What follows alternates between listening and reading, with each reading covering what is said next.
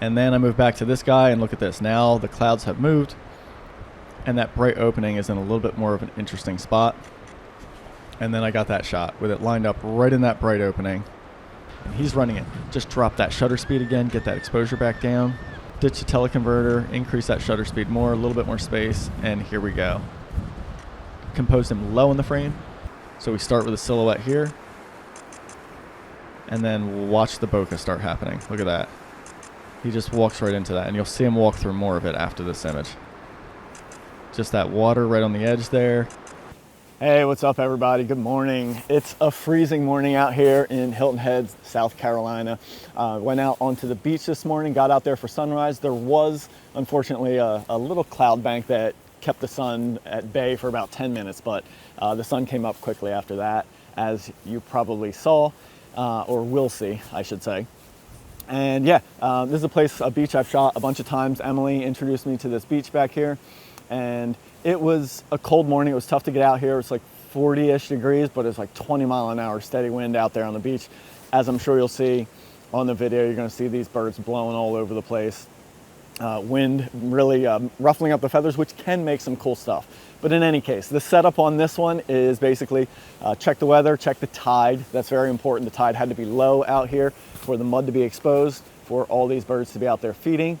So yeah, tide was gonna be good. I knew it was gonna be clear. I hated the cold and wind because honestly, it's been like 70 degrees and warm. Normally I'd be out here in just pants and just a thin long sleeve shirt, walking around getting wet, but today it was bundle up and get out here anyway. So that's what you got to do sometimes. Especially, I'm sure many of you can't shoot anytime you want. You have set days that you can get out there, and the conditions don't always cooperate the best way you want, so you just got to get out there. And so I did that today. I much would have rathered wait for a warm weather day, but I had a blast out there, some really good birds. I did concentrate on shooting a lot of different lighting this morning. So the wide open beach like that, as you can see behind me out there, is just a vast expanse, open space. When I have clear sun, I can get front light, back light, really strong dramatic side light, a lot of different things like that. I also concentrated on just getting a bunch of different birds and just playing with opportunity. I did a lot of staying low, not moving too much, but you'll see some of the times I was moving around, trying to get closer to the birds and lining them up and that sort of thing. So I'm really gonna try and concentrate in the shooting video to really show you guys and talk about the times that I was really making sure I set up and lined up exactly what I wanted. That was the important thing. So really paying attention to the background.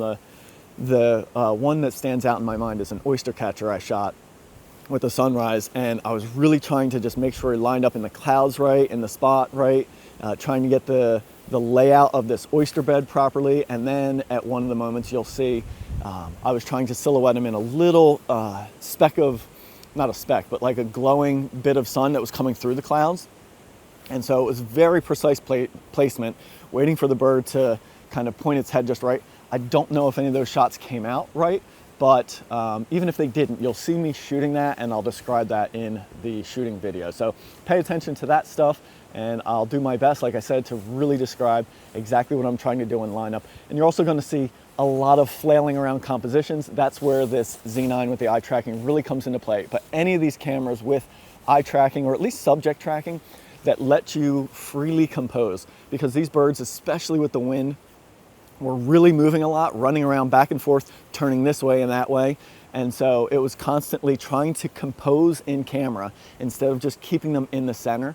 And so I'm constantly always facing that way. Let me compose this way. He's facing this way. Let me compose that way. And so basically you're going to see the camera is just kind of like this way, this way, this way, this way, up, down, just kind of mixing up the compositions, paying attention to what's in my background, above the bird, below the bird, stuff like that. So a lot of variety, a lot of quick shooting out here. That's the other thing that I think a lot of people don't fully grasp when you're doing shorebird photography.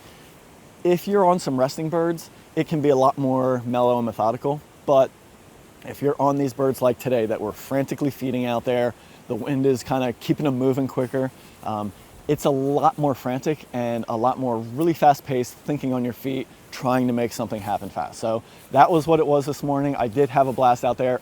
I'm gonna go warm up now. Hey guys, so this is going to be a long one, but a fun one. So here I am out on the beach in Hilton Head, a bit before sunrise. I usually like to get there a little earlier, but I was just running a little behind, but I still got there before the sun came up, which gives me these beautiful pastel tones. So you can see I got more blue, purple, pinks to the left, a little bit more yellowy orange starting to the right. And I first am going to work with some Godwits. They're one of my favorites, so I always tend to focus on them a lot. One of the things I really want to point out before I get into any of the other stuff about shooting shorebirds here is look where my camera is. It's basically laying on the sand. That is one of the most important things in my mind about shooting shorebird photography is getting low, getting on your subject's perspective. And that's the case with all wildlife photography, I believe. For the most part, getting on your subject's perspective is a great way to get that intimate, wonderful connection. But additionally, with shorebird photography, it gives you that out-of-focus foreground and clean out-of-focus background that most of us are looking for. So please try to keep that in mind as you watch this video. The entire time, for the most part, I have that camera laying right down on the sand. It's actually in my hand, or the lens foot is down in the sand, but I'm getting as low as I possibly can to get that nice shorebird classic look. And here's what it looks like through the viewfinder. Out of focus foreground, out of focus background at your subject's perspective. Hanging out with these beautiful marbled Godwits. So you can see in just a second, we're gonna go back to the settings. What I want you to notice is how the shutter speed is not that high and I'm pushing the ISO. Now I know this is a 2.8 lens, but let's double it for, let's say, an f4 lens. It would be 4000 ISO. And then we could always cut that shutter speed in half if you're shooting a 5.6 lens, and it'd be 200th of a second at 4000 ISO. I do that all the time at this location with another lens and have fine results. The advantage of a nice 400mm 2.8 lens is just being able to keep the settings lower. So you can see right now I'm just tracking stuff pretty standardly. That Sanderling was running way too fast, but I tried him anyway. Here he is running along the ground. And now I got a bunch more Godwits and stuff over here. The problem with this is, look at the cluster of birds. None of them are really isolated, and I gotta say, I don't love shooting into this surf, especially when it's this windy. It was a really windy morning. It was incredibly cold, but the waves are just coming in. There's a lot of texture there with the waves. It's hard to get a clean background, but I'm gonna try my best. And if that's where the birds are, that's where I have to shoot, unless I wanna go out and lay in that water. And that morning, I did not want to. So let's check this out and see what we got. All right, so here's a little bit more of like a silhouette of the birds, and the water's not too bad, but the challenge is isolating. Thankfully, that gull got out of the way. Now we got two of them stacked. And if you'll notice, I went vertical. The reason is, where's all the pretty color? It's at the top, right? It's in the sky moving up. So I want to put the birds low in the frame and go vertical. I don't have a zoom lens in this circumstance, so I can't just zoom out when I'm horizontal and show more. Even if I could, I wouldn't really want to, because it's going to make that water more in focus. So I want to have the longest focal length I can to get the most isolation from the bird, but still show the sky, hence vertical. So trying to pick up the birds, waiting for them to show me some kind of shape. It's tough focus, even with the eye tracking. It's like picking up the bird. Also, sorry about my hair blowing in the wide angle view, but you can see now this bird I'm photographing is against that tree line back there. It's really distant, but it adds something to it. It's actually better when they're not against that tree line. And there you go. You can see I'm trying to move over, working with this one to the left a little bit more. The tree line fades even better.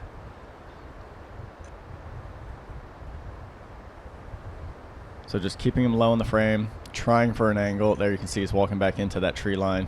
Gets a little bit busier, and I lose focus anyway. I've now, because I'm shooting into the brighter sky, shutter speed moved up, ISO down.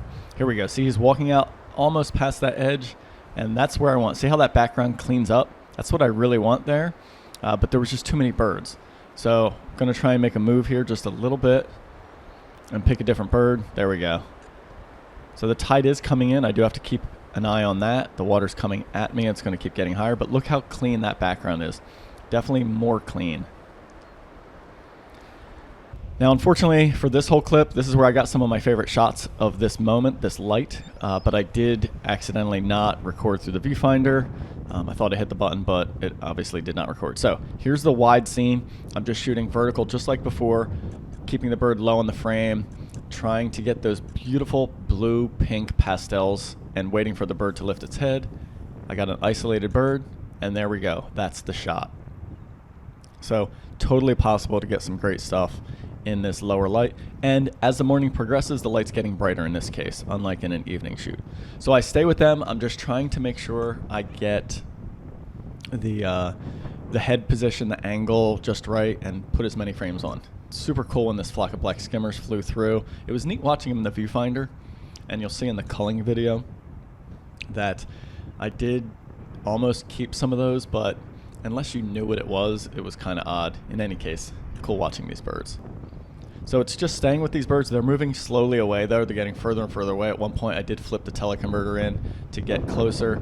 And at this point, I kind of glanced to the right to look and see what birds are over there and notice there's some isolated, and it's more into that silhouetted sky. You can hear the wind. It's just pretty intense here. And so I'm going to switch over to this side and do the same thing. A little bit better settings as far as higher shutter speed, lower ISO, and get this shot. A little bit more of a silhouette because it's a brighter sky. I want to point out something here, and so I just grabbed a still frame of this sky from the wide-angle view. And what I want you to take notice is, even though the sun is not up, there is light direction. So from where the sun is rising off to the right, you can see the sky is brighter, and that's where I was just shooting that silhouette. It's a little bit more bright yellow-orange. Off to the left, it does fade to that more cooler tones, blue, pinks, stuff like that, those purples. That's why in the shot like this, you're actually seeing some nice detail and good color on the bird. This light is incredibly soft, and when you're looking at it with your eye, it doesn't necessarily stand out as light direction, but there is front light on this. And then when we pan the camera over to the right and shoot into that more brighter sky, it becomes more of a silhouette because the light is brighter behind the subject and it's sort of being backlit at that point. So even when it doesn't seem like it, there is light direction, and I just wanted to kind of reiterate that and point that out, and hope you guys can take notice of that when you're out in the field. All right, back to just finishing up shooting with that particular bird in that silhouette there. Just trying to make sure I get a good head angle, nice profile. That's important when you're shooting that silhouette. Next up, started moving towards some of these oyster beds that were exposed in the direction of the sunrise. Normally without that cloud bank, I would have seen that sun by now, but it's being hidden just a little bit, which is fine. No big deal. And now I'm just trying to see if I can line something up, and I notice oyster catchers on top of the oyster beds, and this ends up being pretty cool. So there you go. I found that one. Dial that exposure down, get the ISO lower, and then just try and silhouette them up against that sky. It's kind of a bummer he fit in the cloud bank, but at least he fit in the cloud bank. Again, going vertical in this case, just trying to show more of the pretty sky. Just trying to make sure I compose it, wait for his nice profile, pick his head up like that. Those are the shots I'm taking. Then I'm going to move in a little bit. You can see I'm just going to crawl in. My goal at this point is to try and crawl in far enough that I can get him above that cloud bank. So I move in a little bit, take a look. Not quite there yet, but you can see how his head's kind of splitting that cloud bank, right? So moving closer would do it, but then he went down anyway, so no point in moving in much more for that particular shot. So I then notice that there's one out to the left. That one might look pretty good horizontal, so I'm going to actually get up and move in a little closer and see if I can line that one up at least closer to the sun. And I believe I couldn't line it up fully in the sun unless I got in the water at that distance. And like I said, it was really cold. I wasn't ready to get in the water, but there you can see there's a couple of oyster catchers on there. There's also turnstones, but I didn't realize it at that point. So here we go. We'll line this up now. Let's see what we got. And I end up working with this one to the right in that notch there. Look at the bright opening in the clouds in the background.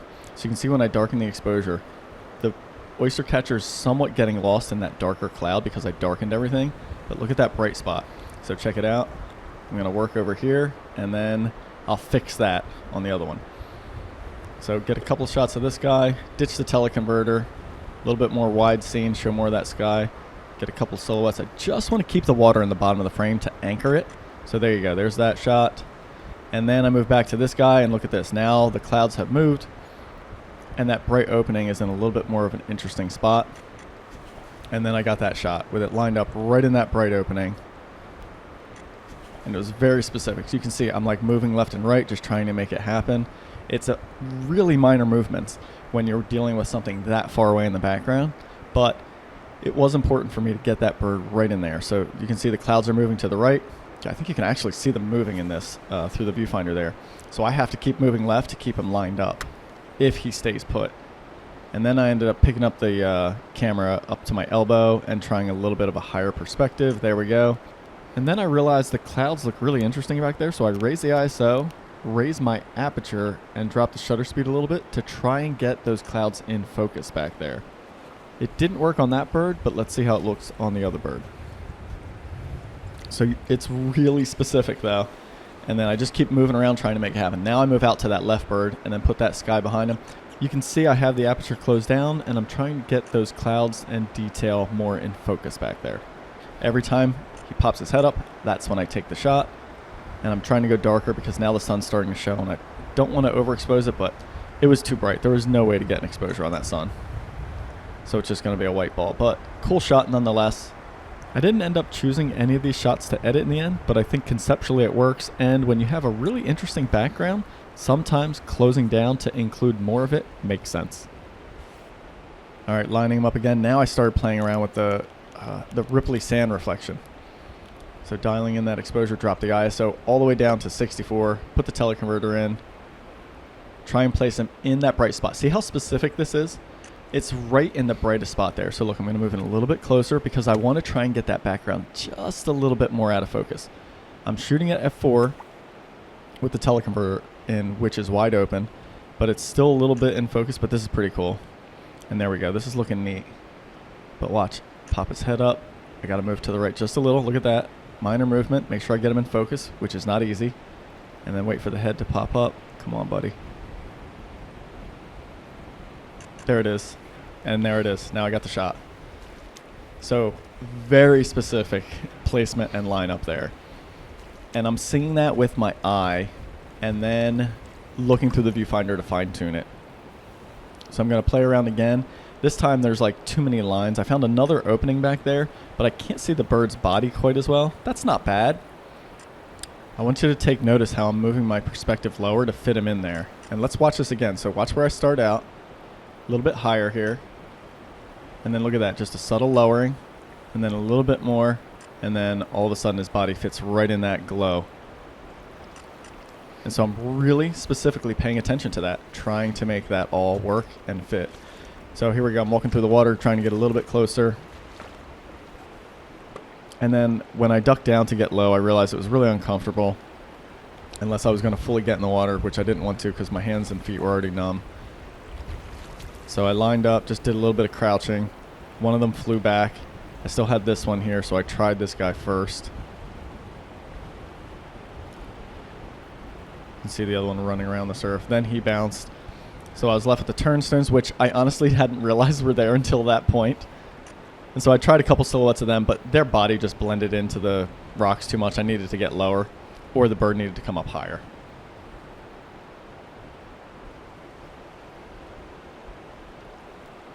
And that was kind of it. But this is what it looks like right there. It's just you have these rocks, which is nice because it's elevated, and especially if you're not in the water. If the tide was out more or not coming in, I would have been able to lay down on the sand there and get a lower perspective to shoot up into that sky, which would have been nicer. I also would have been able to stalk in a little bit.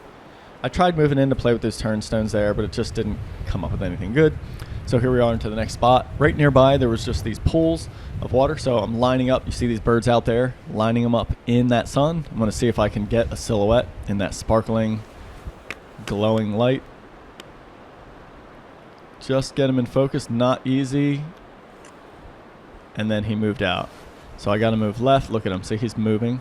So I'm trying to move with him. Then he moves back right. Then back right I go. And it doesn't look like I'm that close, but this is a really wide angle perspective, so I'm not too far away and they're seeing me. Notice the turnstone right to the left of me. Worked with him a little bit. Sticking with the silhouette.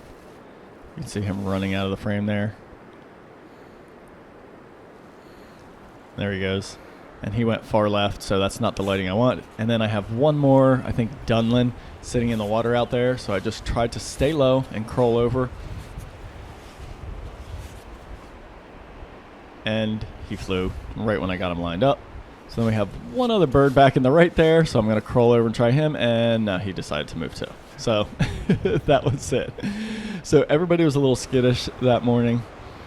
And then I switched around. Basically, I just flipped and had some sanderlings and some plovers that we'll work with. But these guys were moving fast. Really not doing much for composition at this point, just trying to keep the damn thing in focus and track him, get a good exposure there.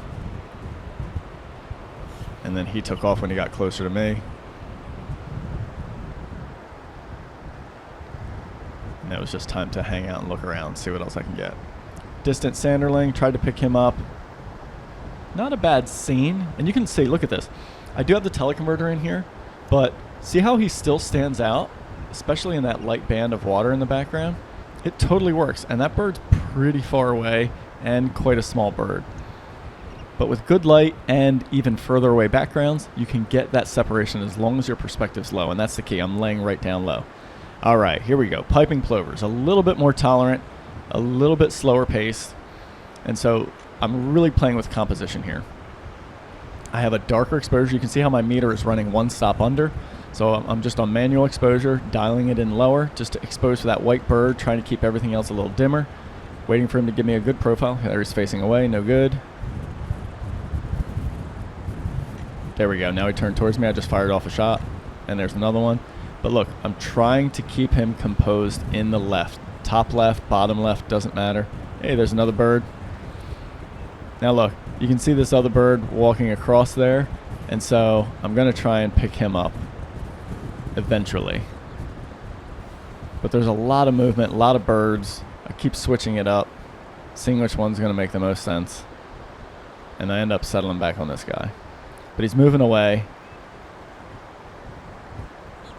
Not particularly good. So then off to the left, I have this willet right next to me here. Real strong side light, so I dropped the exposure. Look at that, running a stop and a third. Almost a stop and 2/3 under. And then I'm waiting for the head angle. There, he's looking into the light. That's exactly what I want. I want to get light in that eye and let him look into it. There. Let's watch that one again. What I want you to listen for the shutter sound every time this bird looks right into the light.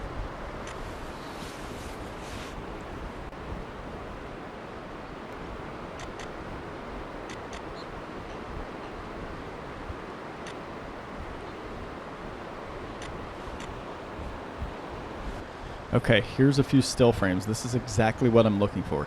This is the proper head angle for me when a bird is walking into strong directional light coming in from one side or the other. You can see that there's light in the eye, the front of the face is lit up. Now this is good angle. Now if it turns its head away a little bit too much, then the bird is angled away too much. But if it turns its head back towards me just a little bit more, normally that would be great because it would be like a more engaged pose. But watch what happens with the light when that happens.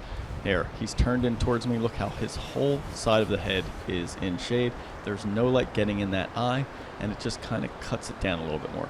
It's not to say this is a horrible shot, but in my opinion, that other shot previously when he is angled just right, where that light is still coming in and catching a little bit of this side of the face, but mainly the eye and lighting it up, that gives the image more life. And so that's what I'm watching. I'm waiting and watching for that to happen when I'm shooting this style of light, and then I fire off a nice burst whenever it seems like it's roughly in that angle. All right, so I spent a little bit more time watching that willet walk through the water, but as soon as he walks to the left too far, there's no way I can get a proper angle on that light to get any light in the eye. So I eventually just kind of give up.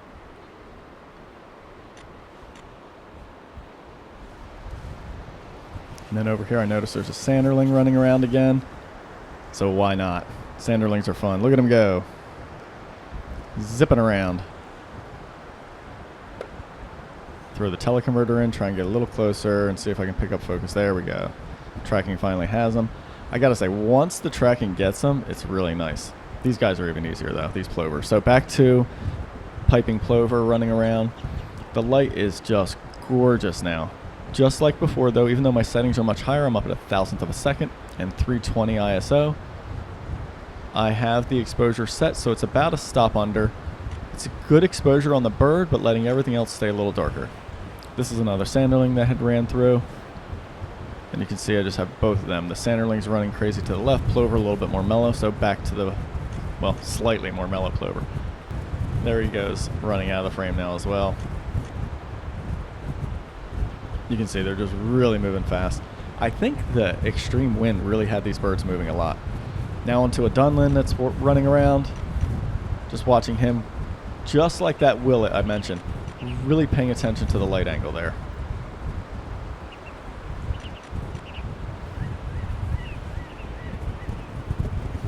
And then I noticed another willet right here, point blank. He's going to walk right in, nice and close. There we go. Nice, beautiful, evenly lit portrait. Super easy. He's going to walk by quick. Look how close this thing is. I mean, he's probably like, I don't know, 11 feet away, 12 feet away at most. At that point, still walking towards me.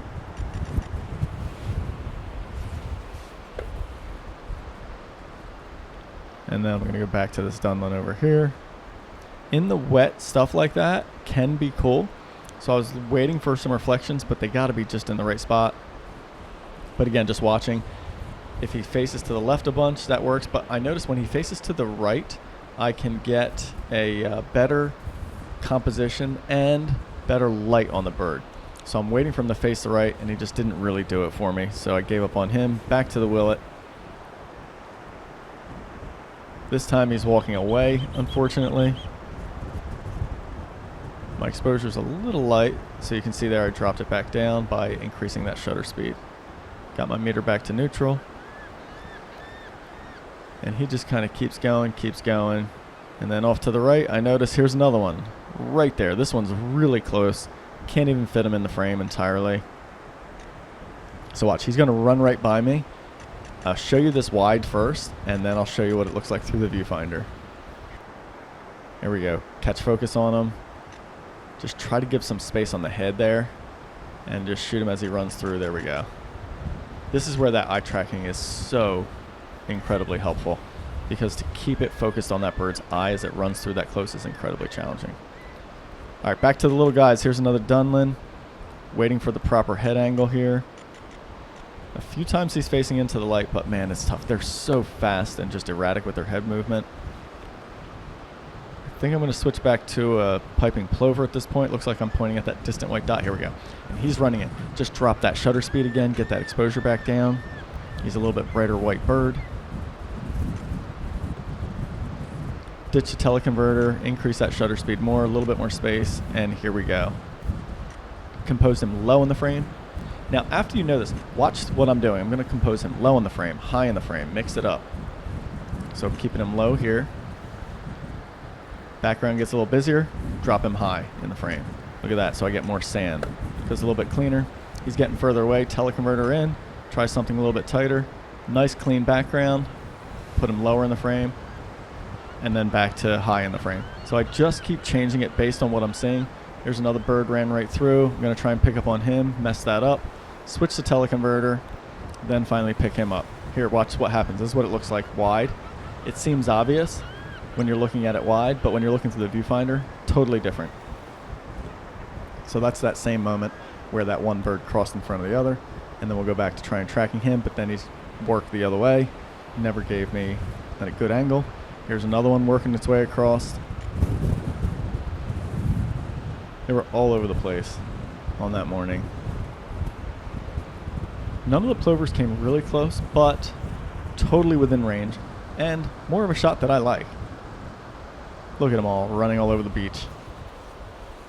And they look really far away, but they're completely within shooting range. Check it out. See that? As long as I get them. There we go. Picked up this Dunlin. Now let's watch this guy. See how when he angles to the right like this, if he angles slightly towards me, I get light in his eye. Same thing though, if he turns too far to the right, he puts himself in shade. Look at that. But then he comes back, and there we go. We get the light on the head. That's exactly what we're looking for. So then I'm going to start taking a look into the sun here, just kind of scanning around, seeing what I can find. Birds all over the place, but nothing really close right now. And nothing different than what I've shot. I've shot a bunch of the same stuff, so that's the other thing. I tend to, personally, try to not shoot the same thing over and over again, unless I'm looking or trying for specific behavior. In this case, I was trying for variety for this lesson, and here we go. Found another plover way out in the distance. I'm going to set up a little bit more for a silhouette, so increasing that shutter speed a lot, especially as it gets into that sun. Can't increase it enough, though. I needed to drop my ISO, and I didn't have time. There, I finally dropped my ISO to get that exposure, and then he moved through. So there is the pain with manual exposure. There's 2 settings to change. And I'm going to switch later and show you why.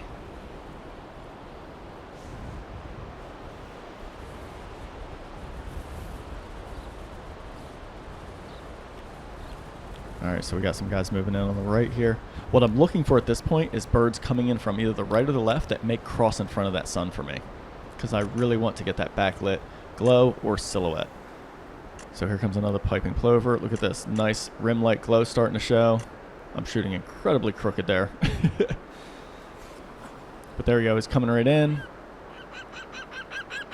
And this is where it gets tough, and a lot of the times I lose focus. So trying to get him there, got him. He didn't give me a profile. Give me the bill, and then too bright. And so again, look at me in manual, trying to change that shutter speed up. Can't do it quick enough. So what I end up doing is switching to aperture priority, while this sanderling almost attacked me, and going to auto ISO. And the reason is, even if you go to manual with auto ISO, you still have to change your shutter speed and your exposure compensation. With aperture priority, watch what happens. The shutter speed will change automatically. All I have to do is roll my back wheel for lighter or darker for exposure compensation. So shooting these birds out to the right, I can run it like this. Now, I didn't have my minimum shutter speed set high enough. It was at 200th of a second. I should have had it set higher, more at like 500th of a second. So that was a mistake on my part, doing this quickly in the field. But in any case, I'll get a fine portrait there. I ditch the teleconverter, get to 2.8, get some portraits of him, get some portraits of the willet. And then I got this guy, notice, coming in here. So let's try and focus on him. Get the sanderling. So look, I'm running -1 stop now. Watch as he gets into brighter light. See how my shutter speed's increasing automatically, but I didn't change anything else. So the camera's doing that work for me, keeping it a stop underexposed no matter what light he's in, whether it's dimmer light out to the right or if he runs in closer to the sun. Now I notice he's getting in. I want to get it even darker, so I went 2 stops under. And check it out. It manages this no matter where I'm pointing. So even out this way. Oh, this guy's coming in for a tight portrait. Here we go. He's going to move hopefully to the left into the sun. And then I lost focus. But look at this. See, watch where he's moving. I want him to go left to give me the best light, but he's coming in really tight. Hard to keep focus on these guys when they come in that close. But let's see if we can pick him up. Here we go. We got it. Now look at the shutter speed. All the way up to 13,000th of a second without me changing anything. And it keeps everything dark. Now, granted, I think I went a little too dark here. But I was waiting for him to run into that bright sun. He just never did. He stayed off to the side there. So in any case, you're going to see some good examples of this later, where this aperture priority auto ISO works really, really well. So this guy's too dark. Look, I'm going to lighten up the exposure compensation. Then he's decent, but he ended up not turning in the direction I wanted. So now I'm just out scanning, seeing if I can find a bird that's going to give me what I want.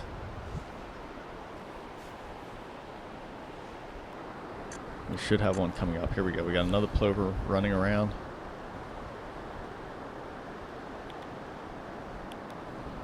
Ooh, the hair glistens so nicely in the sunlight, doesn't it? Here we go. This guy coming in. So watch. 1,600, 2,000th of a second, all the way up to 3,200th of a second. There's the shot. Exact exposure I wanted, just by leaving my exposure comp down a little bit. But then look, let's watch that again as he goes through that really, really bright spot there. Watch, look how high the shutter speed goes for me. See that? All the way up to 32,000th of a second. I didn't change anything there. I just left the exposure compensation like a stop and a third down. So that's the beauty of that. As these birds are quickly running around and jumping in and out of that sun, the camera can handle it for you, and you can still maintain control of your exposure. At this point, I noticed an oyster catcher back up on the oyster beds. Took a look at him real quick, but nothing was working out. The angle is really weird, and he wasn't standing up high enough on those layers to really give me that silhouette against the sky. Plus, as you can see, no clouds anymore. The sky's a bit more boring at this point anyway. I stayed with it and just waited a little bit to try and see if it was going to give me anything, but it didn't really. Then I gave up on that area, started moving around, found another Marbled Godwit, and decided to start shooting some front light at that point. And by front light, I mean just, the sun's somewhat behind me. You can see there's a bit of an angle here. So again, it's going to be very imperative I pay attention to the direction this bird is facing. I'm running my exposure comp just a little bit under, but not much.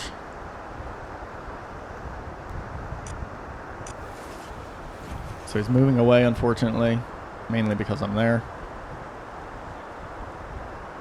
But thankfully there's a vast expanse of space here. The water's just blending away back there. And there's a little bit of a hill which kind of blurs out the foreground, which is fun. So every time he faces me like that, I'm firing off a frame just to see if I can get that head angle, because it happens so fast. And that's why I shoot a lot with shorebirds.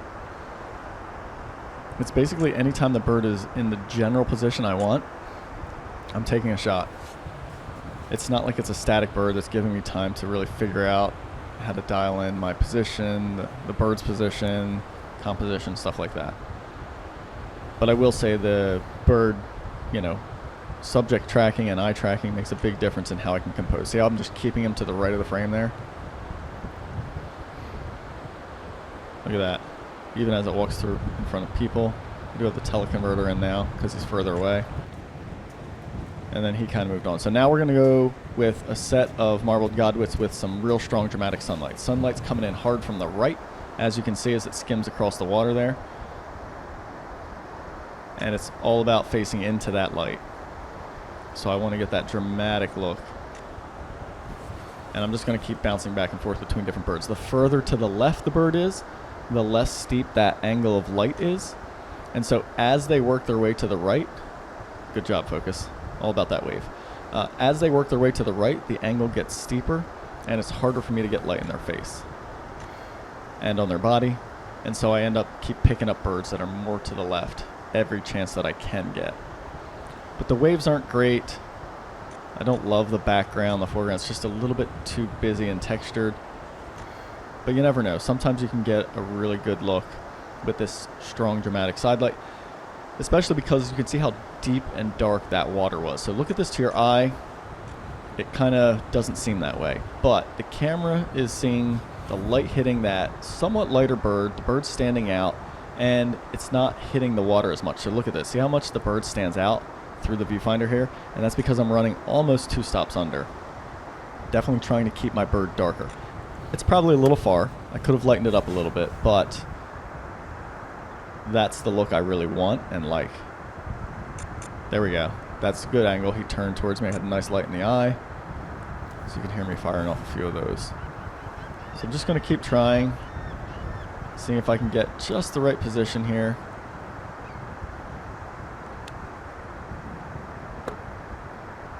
I threw the teleconverter in again just to try and get a little bit tighter, a little bit more of that shallow depth of field look, even though it's really not much different than cropping in post. It just gives me more resolution on the file. The eye tracking works really good here. I'm still shooting crooked. I should have noticed that. The other thing that can help in these circumstances is getting physically closer to the water's edge. The closer you are to that bird, the shallower the depth of field will be, and that will help. I gave up on those birds, saw some pointing into the sun, and decided to go work with them to see if I could do more with this backlit situation before the sun got too intense. You can see the sun's still pretty low. I got a nice angle on the sand there, really good texture, and that ripply sand does wonders for bokeh, and you're going to see that example in just a little bit here. So I settled in on this Godwit. He was pretty far out. I was trying to kind of rim light him against that distant rocky background there. Didn't quite work out. But then I noticed this other Godwit much closer here, walking right across. He's closer to a frame-filling bird because they're a larger bird. And check this out. So we start with a silhouette here, and then watch the bokeh start happening. Look at that. He just walks right into that, and you'll see him walk through more of it after this image. Just that water right on the edge there. Now notice this. I'm going to go back and replay that in a second. Watch when the bird walked through the brightest area of water, right where the sun was reflecting directly on it. I'm going to actually compose the bird up, or I'm sorry, lower in the frame to crop out that bright spot. So let's check that out again. So starting out, including that bokeh, and then I noticed the really bright, so I put it up a little higher. And then as he gets out of that, put the bird higher in the frame, and then try and get that reflection in that bottom back in again. So those minor things, if you notice them when you're shooting, can help out trying to compose. It is nice letting the camera track focus for you if you're using a DSLR. Certainly more challenging, but if they're walking on the same focal plane, it can still work. So there he is, just kind of walking over to the right again. Watch, this is what it looks like wide when he goes through the frame. So this is the same moment. I'm just showing you the wide version. So you can see how narrow that band is, but all of a sudden there's that really bright spot right there. And I just kind of keep shooting through it. And then he goes off to the right, and then the light changes dramatically, quite quickly. But that's what the scene looks like when they walk through it. And how cool that you can get shots like this. And you can see, thankfully, I composed the bird a little higher in the frame there to include more of that foreground bokeh in this particular circumstance before he got to the brightest section. At this point, he's walking off to the right. The light angle's getting kind of weird. Background's getting a little bit busy for me. Although he did walk in. See that distant dock back there? Check this out. It's actually kind of interesting. He really found something there. And I wasn't the only one that noticed. I wish I would have seen that moment coming more and shot sooner, but this is awesome. The bird goes back after the gull leaves.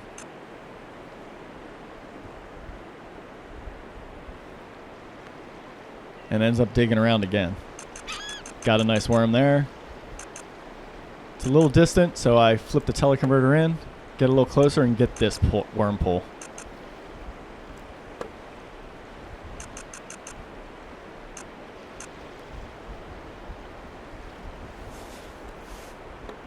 At that point, I wasn't really paying attention to composition too much. It was more about the behavior.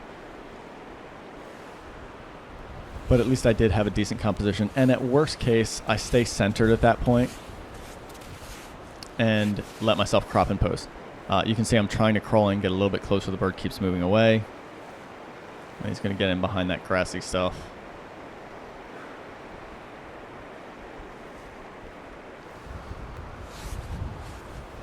And at that point, it was like time to get up and move around. So I'm going to walk around far to the left here and try and swing back in, get a little bit more front light on these guys. There's a handful of birds in there. You can see I got that single Godwit that moved in there and some other birds in the mix. A little bit of a busy habitat here, though, and you'll see how I have to kind of work with that.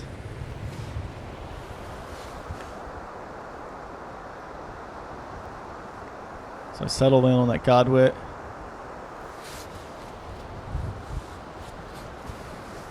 Get my eye down nice and low. Camera's basically laying on the ground. You can see this busy kind of stuff behind it. This oyster bed that's kind of coming out of the ground. And it's just a little bit much. But if he gets closer to me, that'll be better. Or if I get closer to him. Then you can see that willet run through. There's other sanderlings and stuff like that in the background. Oh, hey there, willet. I missed the focus on that crab, which was a bummer, but I did at least get this fun portrait. Strong dramatic side light again, check it out, but look, you get it just right, light in the bird's eye, and then the wind gave me some character there. Or they turn that way. So there's two angles that they can turn to give you a decent shot on that. So this is what that looks like as that willet comes across. This is what it looks like wide over the lens. See, he's walking into that sun, just kind of coming through. And then we'll cut to after that shot. Now he's kind of moving back through the frame. We'll see if we can pick him up again, get a little bit of a tighter shot, but not a good... Thanks, bird.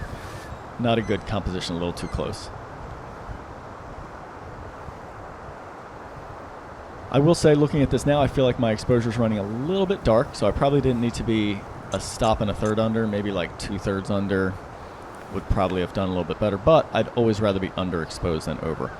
As this Godwit gets closer to the background, it's not that nice. The grasses are pretty, but look, when he's so close to it, he just blends into it. So take a look. See where he is right there? He's just really close to those grasses. It just doesn't give me any separation, so I don't get that shallow depth of field that I would like to have. Now, if I was much closer, maybe that would be different. Or if the bird came out away from those grasses towards me. I did start trying to concentrate on these turnstones up in the rocks there, but they have to come up against those shells, or like above the shells, I should say. Not rocks, shells. That's what I meant. And then we have some birds in the pools over here to the left, so a lot going on, trying to pick one thing. I would have been better off picking one thing and sticking with it, but I did just keep taking my eye out and seeing what I could do. Back with the turnstones, seeing if they're going to hit the tops of these shells.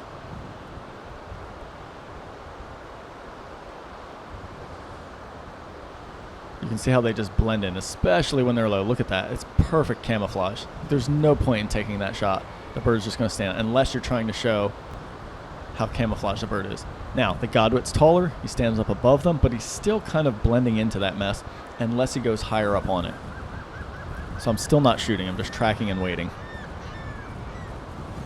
And then I decide, let me see if I can inch in a little bit closer to get shallower depth of field on those oyster beds and maybe get an actual shot happening in there. Sticking with the Godwit, watching him move to the left. Whenever they do that, I know there's a good chance they might pull something when they do that quick spin, so I was just ready for it, but he didn't. And in any case, even if he did, I would have a bit of a messy background. Now he's starting to move onto a little bit cleaner background, a little bit more distance here, which is good. And there, I start darkening the exposure to get that drama back in. Bad composition. There we go, fixing that. So I keep giving space in the direction the bird's looking. That's key. Also watch that reflection. Watch this. Teleconverter in, get a little tighter here. Let's wait for the head angle. There it is. And we get a nice portrait like that. More strong, dramatic side light. Looks good though. Now I'm just crawling in to get a little bit closer because, again, just trying to get further separation on that background. The closer I get to them, the better.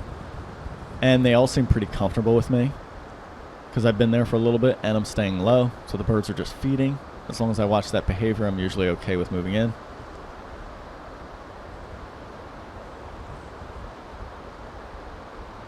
Keeping an eye on that Godwit. And then back to these turnstones. See if they're going to get up there a little bit higher. The grasses off to the right are pretty, so I want to include that. And I took a few shots right there. But the light's just getting tough, you know? It's about an hour after sunrise at this point, and it's not the most pleasing light for just portraits. It's good for other behavior and stuff like that, or dramatic side lit. But if it's just a flat lit portrait, especially with those oysters, not great. So here we go. After a little bit of resting around, crawling a little bit closer, see what I can do. Settle back in. Let's take a look through the viewfinder. If one went all the way up top there, that'd be pretty cool. There we go. We got this guy. Compose him low in the frame. Drop the exposure down. Try it with a Sanderling. He's a little bit brighter. And back to the turnstone. So none of them are just really working out. And at that point, I noticed my exposure's bouncing all over, so I did switch back to manual so I could just dial it in and leave it be. Because I don't have that extreme exposure to deal with the birds walking into the sun, back to manual I go. And that way it's not changing based on the background I'm pointing at. So then I just set my exposure and forget it. Will it being a jerk? Chasing him around, chasing the Godwit around. And I missed composition on those. I came really close to getting a landing, but look, here you can see it wide. This is him chasing him around, look. If I had a little bit more space in my frame, I might have had a really cool shot there. So let's stick with this Godwit. So check it out. My settings are just staying the same. 2500th of a second, 2800 ISO. Here's the grass. He's too close to the grass. As he comes across it, some of the grass is further away. It's really pretty grass. And you can see, look at the background there. A little bit better, but he turned away. If he would have profiled me there, I would have had a decent shot. And again, those grasses are good, but he's just facing away. And now he's getting too close to the grass. And then he's kind of in it. Still no great head angle. And he just kind of works his way out of there. And that's about it for Mr. Marbled Godwit. At least this individual. Alright, so back to the little pool over here. Let's see what we got. Got a turnstone bathing. Alright, I immediately noticed that bright rock behind him, that bright shell, so I moved to the right. Not quite far enough. So I move over to the right a little bit more. Finally clear that out. Then he helps me and moves into the water further. Now I got a clean background. Nice bathing, shoot some of those, get this little moment in between all that. I really wanted a good flap at the end. And so I move over to line up, get a good background, and then gone. And I wasn't fast enough to react. So here you go, look, but everybody left. And why did they leave? Thanks, bald eagle. Thanks, buddy. Bald eagles are the worst when you're shooting shorebirds. Yeah, this guy up there just hovering around, soaring around.